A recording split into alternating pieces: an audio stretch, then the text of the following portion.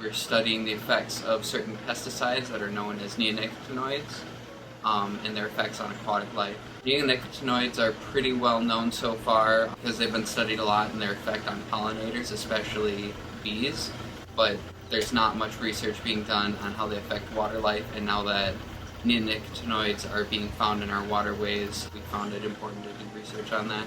So here in the lab, we work with 3 different species, testing pesticides on all of them. We culture 2 of them here. At the top 2 tanks here, we have Daphnia, which are also known as water fleas, and then the bottom couple tanks here, we have Chironomids. These are both very common for toxicology tests.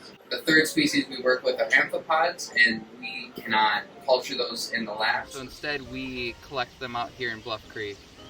So in order to collect amphipods, we have to kick up the sediment. They live down in the sediment, so what we do is we take our net here, put it towards the bottom, drag our feet back as we go through the river, and pull the net up.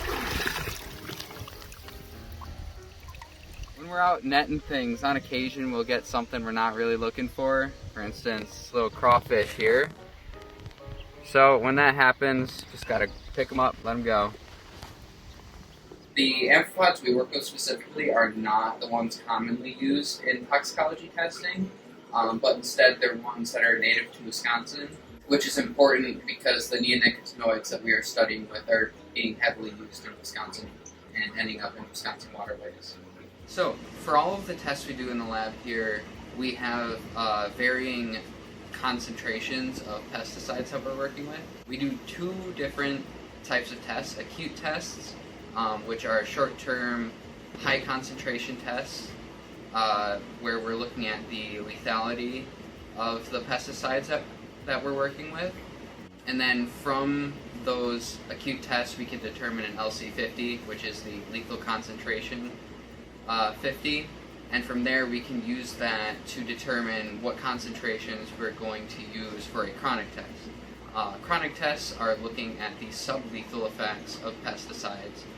So chronic tests typically last quite a bit longer than an acute test, and we look at things such as growth rates or birth rates among the test subjects that we're working with. In order to make the varying concentrations we use for a test, we do something called a serial dilution.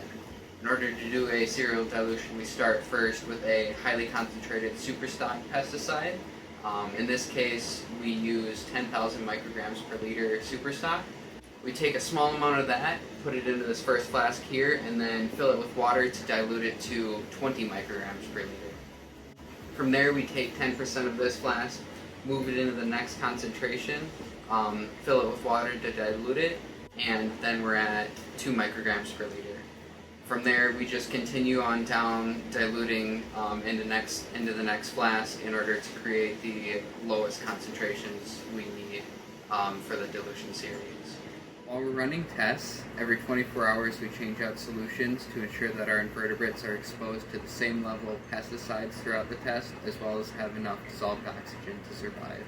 After every change out we do, we take the old solutions and record water chemistry, including the water temperature, dissolved oxygen, pH, and conductivity for every single concentration.